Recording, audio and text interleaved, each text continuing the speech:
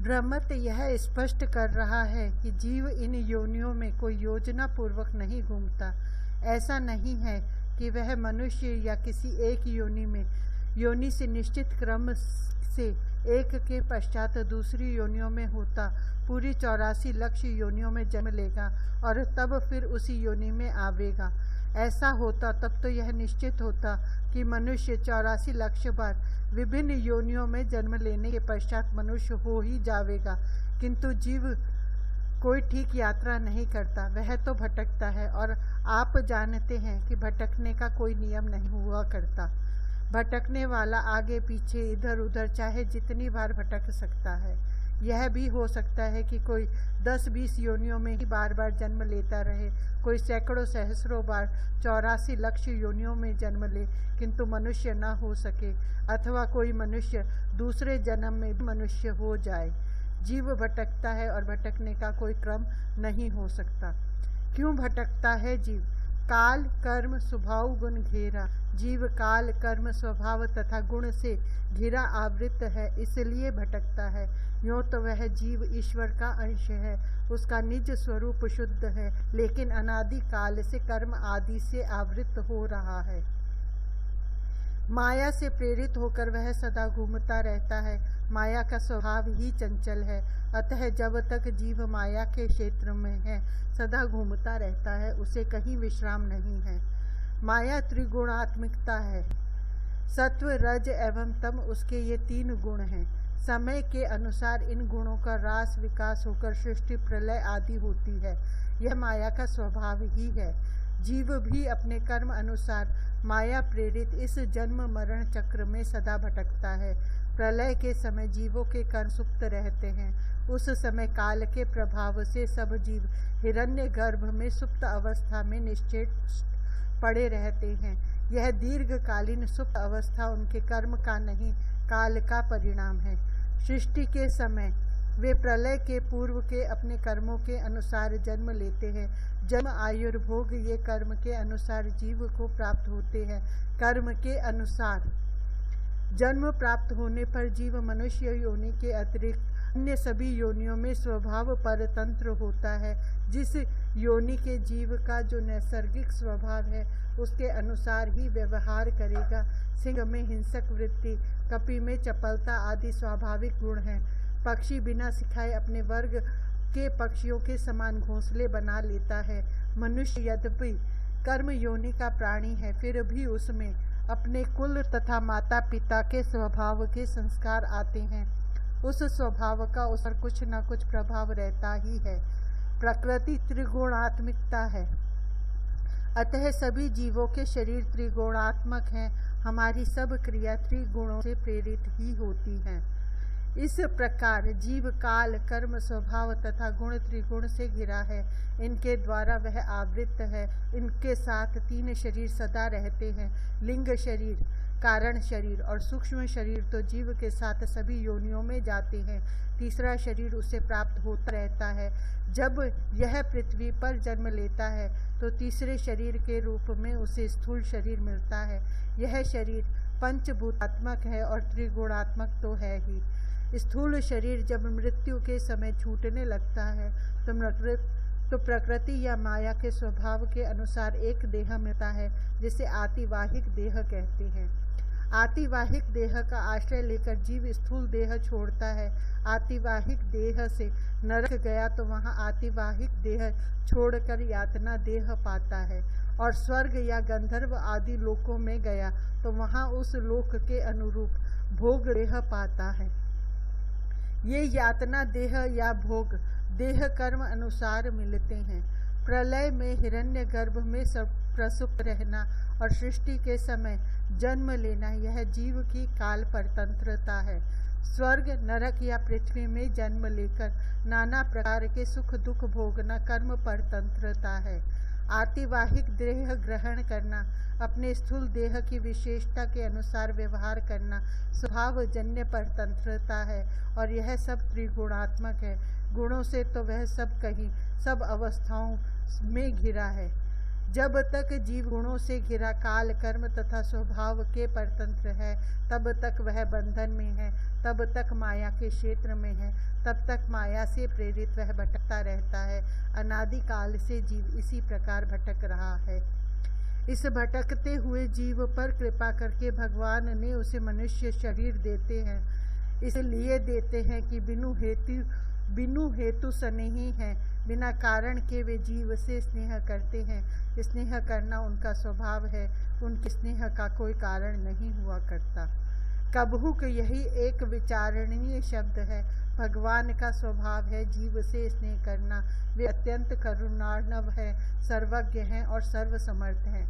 ऐसी अवस्था में वे कभी कृपा क्यों करते हैं?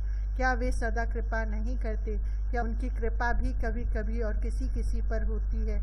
उनमें ऐसा पक्षपात क्यों है कि कुछ अन्य जीवों पर कृपा करके उन्हें मनुष्य शरीर देते हैं तो शेष को अन्य योनियों में पड़े रहने देते हैं? भगवान अनंत कृपा सागर है। उनकी कृपा सदा सर्वदा अजस्र धारा के रूप में प्रवाहित हो रही है और सबके लिए हो रही है। शास्त्र और संत यह पुकार पुकार कर कहते हैं, ऐसी अवस्था में कबहुक का क्या अर्थ? कबहुक का अर्थ क्या? कबहुक कभी मनुष्य शरीर दे दिया जाए, ऐसा भगवान का विधान है। यह विधान सब जीवों के लिए समान रूप से है। यह उस बिनु हेतु स्नेही प्रभु की कृपा का विधान है। इसे समझने के लिए पुनर्जन्म का नियम समझना आवश्यक है। मनुष्य ही कर्म योनि का प्राणी है। मनुष्य योनि में हुए किए कर्म ही जीव को नाना योनियों में भोगने पड़ते हैं। भगवान ने गीता में स्पष्ट बता दिया है कि मनुष्य जिस भाव का स्मरण करते हुए शरीर छोड़ेगा, उसी भाव के अनुरूप उसका जन्म होगा। मनुष्य जब शरीर छोड़ता है तब उसके कर्माशय में अनंत कर्म संस्कार होते हैं। ये संस्कार केवल इसी मनुष्य जन्म के नहीं होते, पिछले सैकड़ों सहस्रों मनुष्य जन्म के वे कर्म संस्कार भी होते हैं जो अब तक भोगे नहीं जा सके हैं। उस पूरी कर्म राशि में से मनुष्य शरीर छूटते समय जो अंतिम भाव था, उस भाव के अनुसार शरीर मिले, ऐसे संस्कार पृथक होकर एक प्रारब्ध बना लेते हैं। फिर उस प्रारब्ध में समन्वय करके संस्कार दूसरा प्रारब्ध बनाते हैं। इस प्रकार प्रारब्धों की एक श्रृंखला उसी समय कर्म नियंत्रण की प्रेरणा से बन जाती है। यह प्रारब्ध श्रृंखला तब तक बनती रहती है जब तक मनुष्य योनि देने का प्रारब्ध न बन जाए। इसी प्रारब्ध श्रृंखला के अनुसार विभिन्न योनियों में जन्म लेता हुआ विभिन्न योनियों में जन्म लेता हुआ जीव अंत में मनुष्य देह पाता है। भगवान का यह दयामय विधान है कि जीव की प्रारब्ध श्रृंखला छोटी बने। जीव के प्रारब्ध उसके संचित कर्मों से इस प्रकार कर छांट कर बने कि वह यथासंभव शीघ्र मनुष्य बन सके और इस प्रकार उसे अवसर मिले कि भजन साधन कर अवशेष संचित कर्मों की अपार राशि को भस्म कर सके। मनुष्य कब फिर मनुष्य होगा? इसका उत्तर है कि उसके कर्म जितनी शीघ्र उसे ऐसा अवसर देने योग्य हो तभी। कभी भी दया कर वह अकारण कृपालु उसे मनुष्य जन्म दे देता है। यह बात इसी उदार विधान को सूचित करती है। नर तनुभव बारिधि कहूँ बेरो, सन्मुख मरुत अनुग्रह मेरो। करन धार सदगुरु दृढ़ नावा, दुर्लभ साज सुलभ करि पावा। जो न तरई भव सागर, नर समाज अस पाय। जो कृत निंदक मंदमती, आत्मा हन गति जाय। अर्थ मनुष्य शरीर संसार रूपी समुद्र के लिए बेड़ा नौका है। मेरी भगवान की कृपा सम्मुख चलती अनुकूल वायु है। इस दृढ़ नौका के सदगुरु कर्णधार हैं। इस प्रकार दुर्लभ साधन सुलभ हो गया है। जो मनुष्य ऐसा साधन पाकर भी संसार को पार न कर जाए, वह मंद बुद्धि कृतघ्न उपकारी की निंदा करने वाला है, आत्मघाती की गति प्राप्त करता है। निर्देह माध्य सुलभम सुदुर्लभम प्लवम सुकल्पम गुरुकर्ण धारम मया अनुकूलम नभस्व तेरितम पुमान भवाब्धिम न तरेत स आत्महा। इस श्लोक का अर्थ करना अनावश्यक है। मानस के ऊपर दी गई चौपाई और दोहे तथा श्लोक के अर्थ सर्वथा एक हैं। यह बात भी ध्यान देने योग्य है कि श्रीमद् भागवत में भी यह भगवान श्री कृष्ण चंद्र का श्रीमुख वचन ही है। नर तनु, इसमें ऐसी कोई शर्त नहीं कि मनुष्य किस वर्ण विशेष का हो या आश्रम विशेष स्वीकार के। किसी भी वर्ण का, किसी भी आश्रम का कोई भी मनुष्य हो, वह किस देश में उत्पन्न हुआ, किस धर्म को मानने वाला है, इससे भी कोई संबंध नहीं। स्त्री है या पुरुष, बालक है या वृद्ध, युवा है या तरुण, रोगी है या स्वस्थ, सबल है या दुर्बल, धनी है या कंगाल, ये बातें व्यर्थ हैं। मनुष्य है, मनुष्य का शरीर मिला है, बस। कैसा भी कुरूप, असमर्थ, रोगग्रस्त देह मिला हो, कोई भी स्थिति प्राप्त हुई हो, लेकिन है वह मनुष्य शरीर। संसार सागर से पार होने के लिए बेड़ा दृढ़ नौकाओं का समुदाय है। दृढ़ नावा कहकर बेड़े का स्वरूप प्रकट कर दिया है आगे। मनुष्य भगवान का नाम मरण शैया पर पड़े पड़े भी ले सकता है। गूंगा, कोढ़ी, महारा, रोगी भी मन से भगवान का स्मरण कर सकता है। सच्चे मन से प्रभु का एक क्षण का स्मरण मनुष्य को संसार सागर से पार कर देता है। संसार सागर है, इस भव वारिधि से पार होने के लिए मनुष्य देह रूपी नौका का बेड़ा प्राप्त हुआ। इस बेड़े की उपयोगिता नहीं यदि वायु अनुकूल न हो, लेकिन सन्मुख मरुत अर्थात अनुकूल वायु तो भगवान का अनुग्रह है जो सब जीवों को नित्य प्राप्त है। प्रभु नित्य सानुकूल रहते हैं, वे जीव को अपनाने को सदा प्रस्तुत है। उनके अनुग्रह का हम अनुभव नहीं करते, इसलिए उससे लाभ नहीं उठा पाते। पवन का लाभ वही नौका आरोही कर पाता है जो उसकी दिशा ठीक अनुभव करके उसके अनुसार अपने पाल लगाए रख सके। नौका और अनुकूल वायु ही पर्याप्त नहीं है, आवश्यक है कर्णधार जो नौका को ठीक दिशा में ले जाए।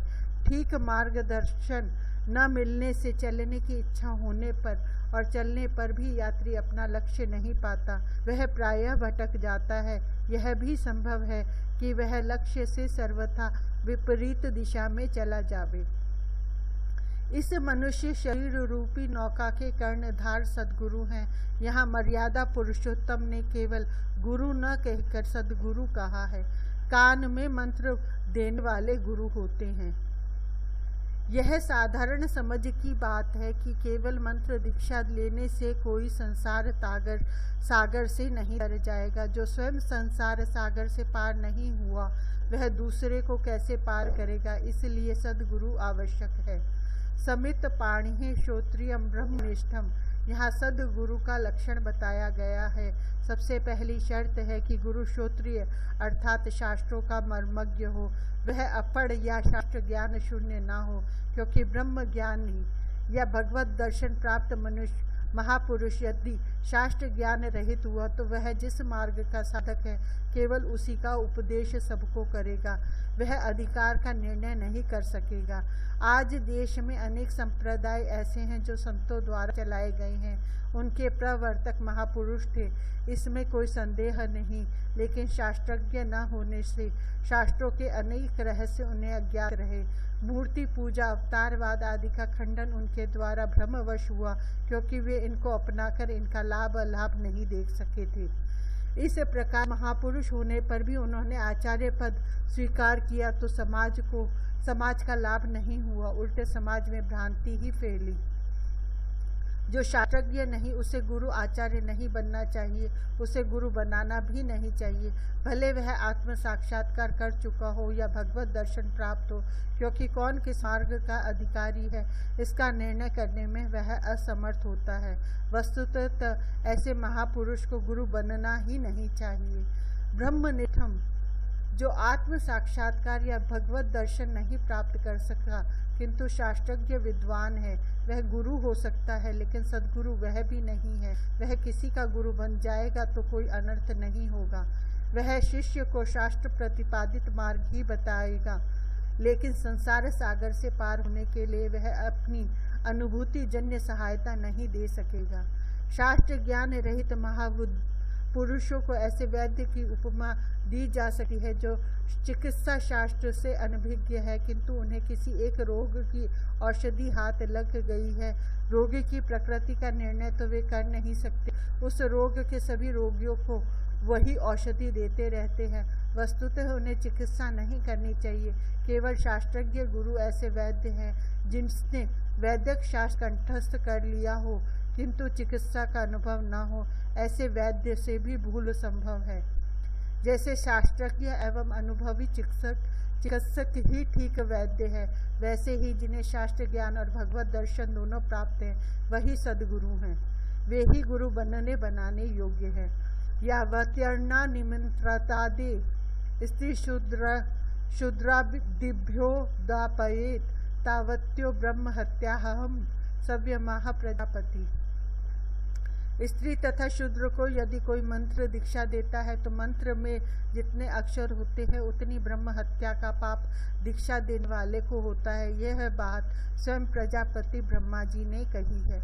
यद्यपि तंत्र ग्रंथों में तथा एकाध अन्य ग्रंथों में स्त्री को दीक्षा देने के कुछ गिने चुने थोड़े वाक्य मिल जाते हैं, किंतु स्त्री स्मृति का वचन तंत्र एवं पुराण से प्रबल प्रमाण होता है और श्रुति तथा स्मृति में दीक्षा की आज्ञा के जो वचन हैं उनमें केवल पुरुष को दीक्षा की बात है, स्त्री को दीक्षा देने का निर्देश कहीं मिलता नहीं।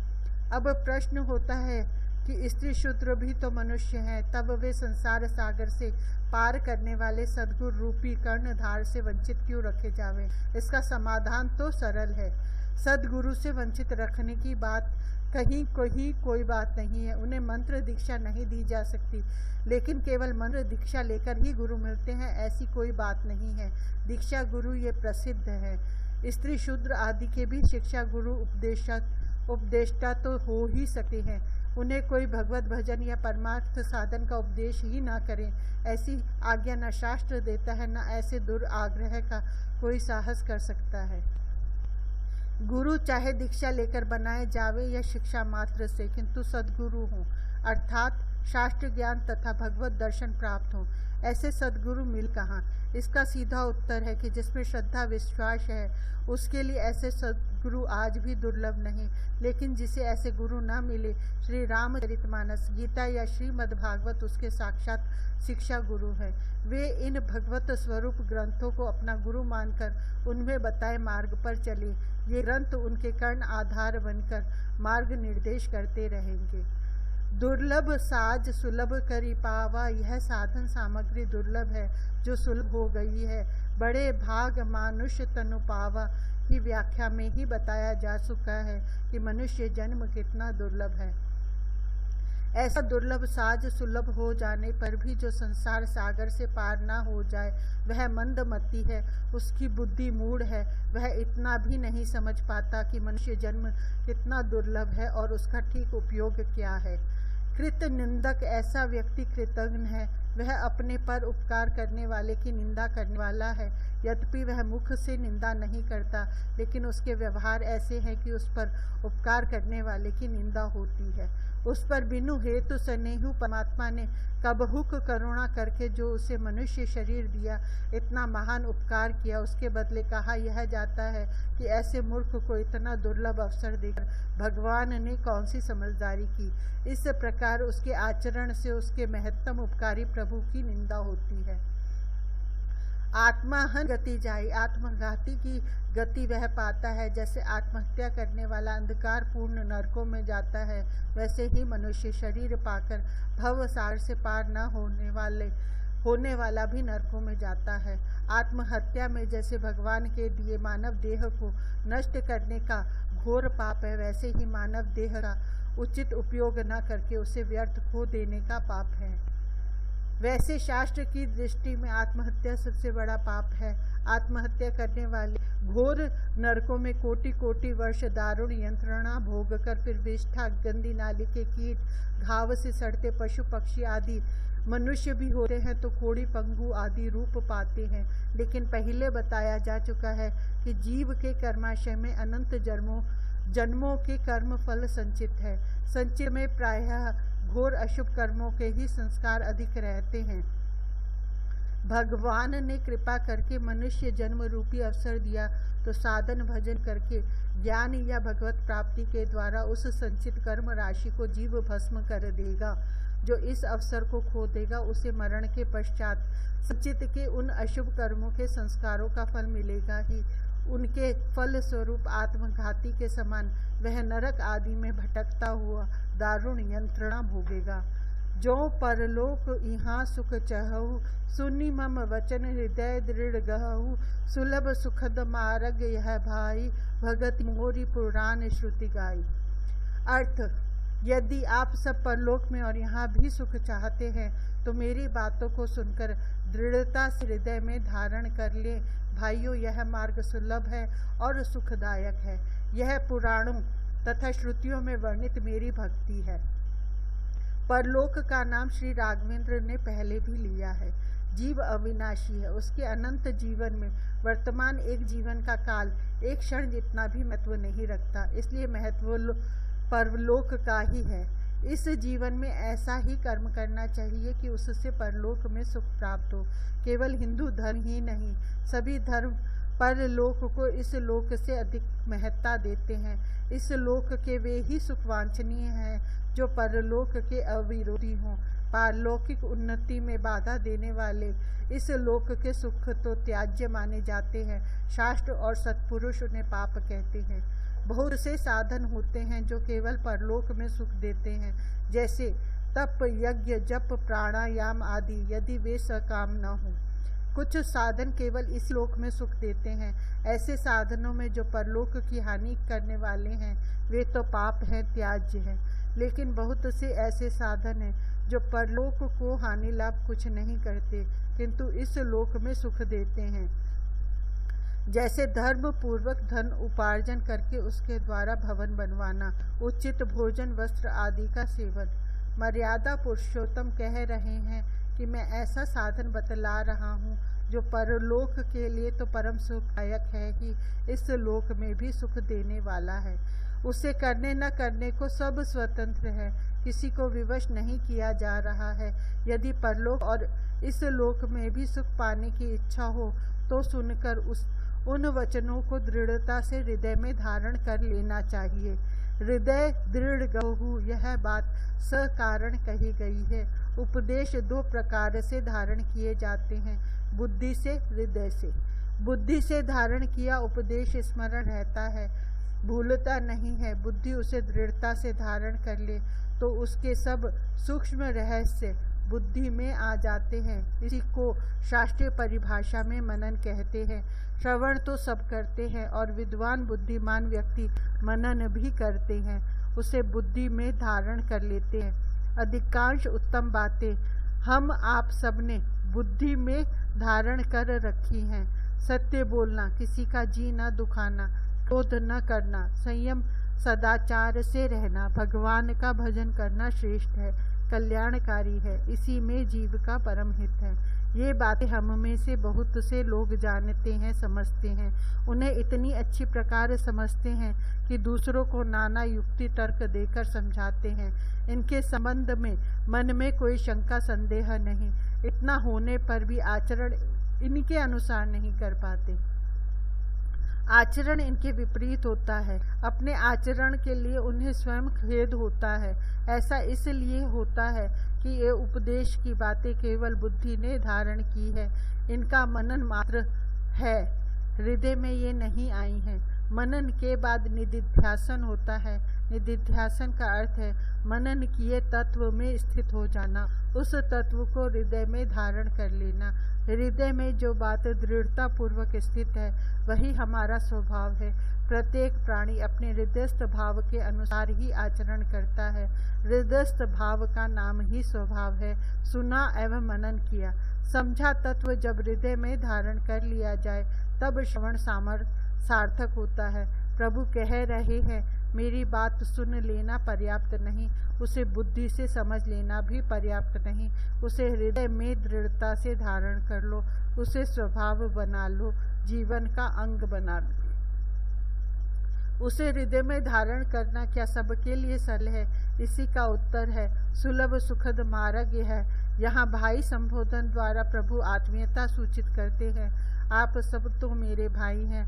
आपको मैं ऐसा साधन बता रहा हूँ जो सबसे सरल एवं सबसे महत्तम है।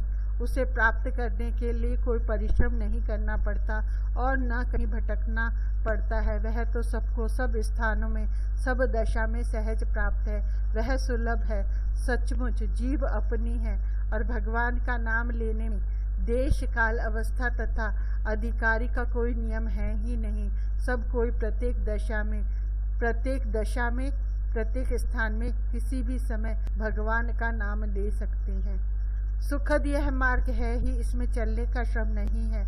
यह तो मार्ग भी सुखदायक है, सुखदायक है और साधन के अंत में परिणाम भी सुखदायक मिलेगा।